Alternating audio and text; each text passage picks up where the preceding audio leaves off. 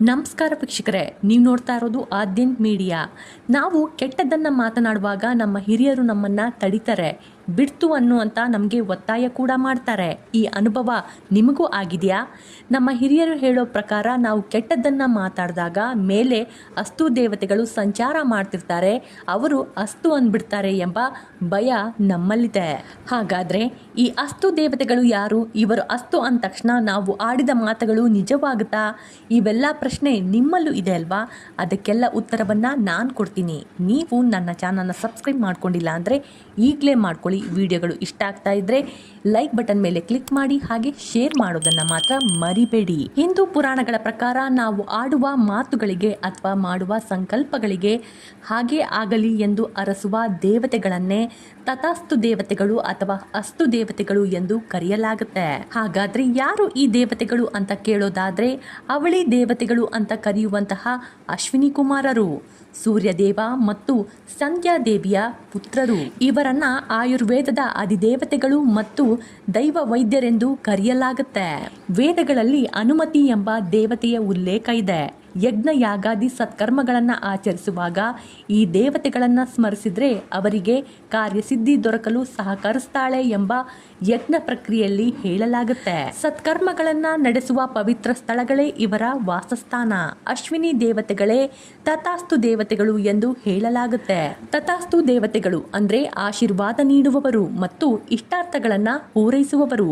ಭಾರತ ಪುರಾಣದಲ್ಲಿ ತಥಾಸ್ತು ಎಂಬ ಪದಕ್ಕೆ ಸಂಸ್ಕೃತದ ಅರ್ಥ ಹಾಗೆ ಆಗಲಿ ಎಂಬ ಅರ್ಥವಿದೆ. ಅಶ್ವಿನಿ ಕುಮಾರರೆಂದು ಕರೆಯಲ್ಪಡುವ ತಥಾಸ್ತು ದೇವತೆಗಳು ಸಂಜೆ ಸಮಯದಲ್ಲಿ ಮನುಷ್ಯರು ಮಾತನಾಡುವಂತಹ ಎಲ್ಲ ಮಾತುಗಳನ್ನು ತುಂಬ ಚೆನ್ನಾಗಿ ಕೇಳಿಸಿಕೊಳ್ತಾರೆ ಎಂಬ ನಂಬಿಕೆ ನಮ್ಮಲ್ಲಿದೆ. ಹಿಂದೂ ಪುರಾಣದಲ್ಲಿ ತಥಾಸ್ತು ದೇವತೆಗಳು ಅಥವಾ ಅಶ್ವಿನಿ ಕುಮಾರರನ್ನ ದೈವಿಕ ಕುದುರೆಗಳು ಎಂದು ಕರೆಯಲಾಗುತ್ತೆ. ಸೂರ್ಯೋದಯ ಮತ್ತು ಸೂರ್ಯಾಸ್ತವನ್ನ ಇವರು ಕೂಡ ಪ್ರತಿನಿಧಿಸ್ತಾರೆ. ಇವರು ಅದೃಷ್ಟದ ದೇವತೆಗಳಾಗಿದ್ದು ಅಸ್ತು ಅಸ್ತು ಎಂದು ಸದಾ ಪಠಿಸುವ ದೇವರುಗಳು. ಈ ದೇವತೆಗಳು ದಿನದ ಸಂಧ್ಯಾಕಾಲದಲ್ಲಿ ಸಂಚಾರ ಮಾಡ್ತಾರೆ ಎಂಬ ನಂಬಿಕೆಯಿಂದ ಈ ಸಮಯವನ್ನ ಶಾಂಭವಿ ಸಮಯ ಎಂದು ಕರೆಯಲಾಗುತ್ತೆ. ಈ ಅವಧಿಯಲ್ಲಿ ಬ್ರಹ್ಮಾಂಡದ ಶಕ್ತಿ ಹೆಚ್ಚಾಗಿರುತ್ತೆ ಮತ್ತು ನಾವು ಮಾಡುವ ಸಂಕಲ್ಪಗಳು ಅಥವಾ ಆಡುವ ಮಾತುಗಳು ಬೇಗನೆ ಈಡೇರ್ತಾವೆ ಎಂಬುದು ಜಾನಪದದ ನಂಬಿಕೆ. ಅಶ್ವಿನಿ ದೇವತೆಗಳ ರೂಪವೇ ವಿಚಿತ್ರ. ಯಾಕಂದ್ರೆ ಈ ಅವಳಿ ಅಶ್ವಿನಿ ಕುಮಾರರ ದೇಹ ಮಾನವ ದೇಹ, ಮುಖ ಕುದುರೆ ಮುಖ, ಆದರೂ ನೋಡಲು ಅತ್ಯಂತ ಆಕರ್ಷಕವಾಗಿ ಕಾಣ್ತಾರೆ. ಇವರು ಕೇವಲ ವರ ನೀಡುವ ದೇವತೆಗಳಷ್ಟೇ ಅಲ್ಲ, ದೇವಲೋಕದ ವೈದ್ಯರು ಹೌದು. ಇವರು ಅತ್ಯಂತ ಸುಂದರರು ಮತ್ತು ನಿರಂತರ ಯೌವನವನ್ನ ಹೊಂದಿರುವವರು. ಇವರನ್ನ ವೈಯಕ್ತಿಕವಾಗಿ ಯಾವಾಗಲೂ ಸತ್ಯವನ್ನೇ ನುಡಿತಾರೆ ಎಂದು ಹೇಳಲಾಗುತ್ತೆ ಮತ್ತು ಜ್ಞಾನವಂತ ದಾನಿಗಳು ಎಂದು ಕರೆಯಲಾಗುತ್ತೆ. ಇವರು 3 ಚಕ್ರಗಳಿರುವಂತಹ ಬಂಗಾರದ ರಥದಲ್ಲಿ ಸಂಚರಿಸ್ತಾರೆ. ಈ ರಥವು ವಾಯುವಿನ ವೇಗದಲ್ಲಿ ಚಲಿಸುವ ಹರಿ ಎಂಬ ಕುದುರೆಗಳಿಂದ ಎಳೆಯಲ್ಪಡುತ್ತೆ. ಹಾಗಾದ್ರೆ ಅಶ್ವಿನಿ ಕುಮಾರರಿಗೆ ಕುದುರೆ ಮುಖ ಬರಲು ಕಾರಣ ಏನು ಅಂತ ಕೇಳಿದ್ರೆ, ಒಮ್ಮೆ ಸೂರ್ಯದೇವನ ಪತ್ನಿಯಾದಂತಹ ಸಂಧ್ಯಾದೇವಿಯು ಸೂರ್ಯದೇವನ ತಾಪವನ್ನ ತಾಳಲಾರದೆ ಸಂಕಷ್ಟಕ್ಕೆ ಸಿಲ್ಕೊಳ್ತಾಳೆ. ಇದನ್ನ ನೋಡಿದ ಸೂರ್ಯದೇವನು ತನ್ನ ತಾಪವನ್ನ ಕಡಿಮೆ ಮಾಡಿಕೊಳ್ಳಲು ಮುಂದಾಗ್ತಾನೆ.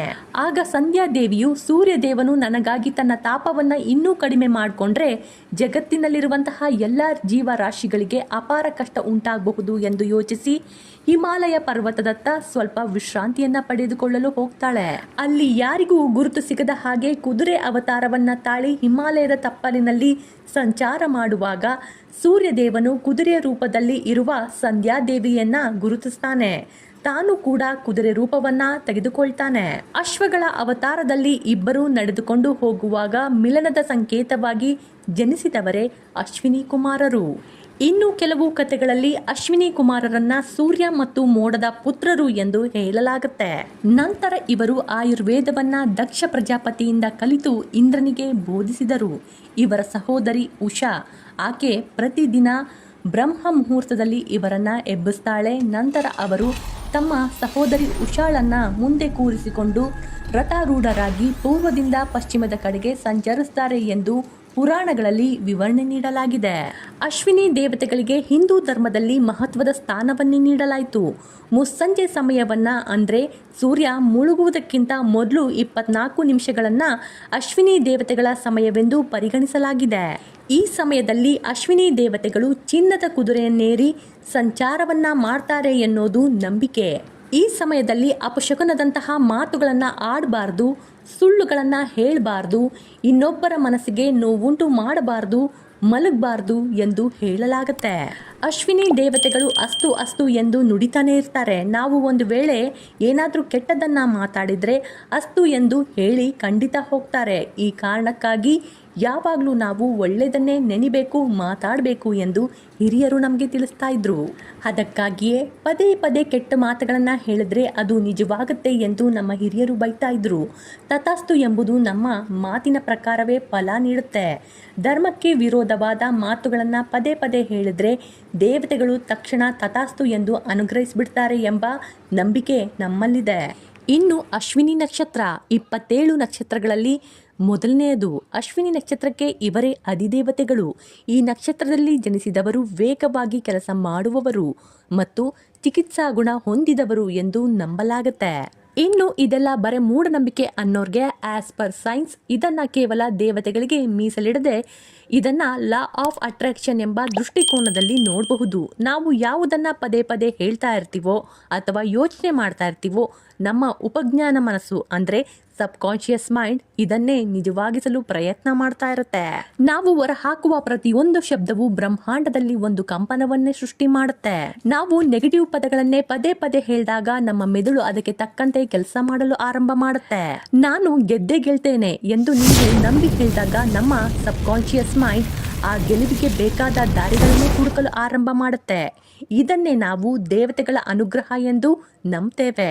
ನಮ್ಮ ನಾಲಿಗೆ ಮೇಲೆ ಸರಸ್ವತಿ ನೆಲೆಸಿರ್ತಾಳೆ ಎಂಬುದು ಎಷ್ಟು ನಿಜವೋ ನಾವು ಆಡುವ ಮಾತು ಬ್ರಹ್ಮಾಂಡವು ಆಲಿಸಿ ತಥಾಸ್ತು ಅನ್ನುತ್ತೆ ಅನ್ನೋದು ಕೂಡ ಅಷ್ಟೇ ನಿಜವಾಗಿದೆ. ಕೊನೆಯದಾಗಿ ನಾವು ಆಡುವ ಪ್ರತಿಯೊಂದು ಪದಕ್ಕೂ ಒಂದು ಶಕ್ತಿ ಇರುತ್ತೆ. ಅದು ಬೇರೆಯವರದಾಗಲಿ ಅಥವಾ ನಮ್ಮದೇ ಆಗಲಿ ಯಾವಾಗಲೂ ಶುಭ ನುಡಿಗಳನ್ನೇ ಮಾತಾಡೋಣ, ಒಳ್ಳೆಯದನ್ನೇ ಬಯಸೋಣ. ನನ್ನ ವಿಡಿಯೋ ನಿಮಗೆ ಇಷ್ಟ ಆಗಿದ್ರೆ ಲೈಕ್ ಮಾಡಿ, ಶೇರ್ ಮಾಡಿ, ಸಬ್ಸ್ಕ್ರೈಬ್ ಮಾಡೋದನ್ನು ಮಾತ್ರ ಮರಿಲೇಬೇಡಿ. ಧನ್ಯವಾದಗಳು.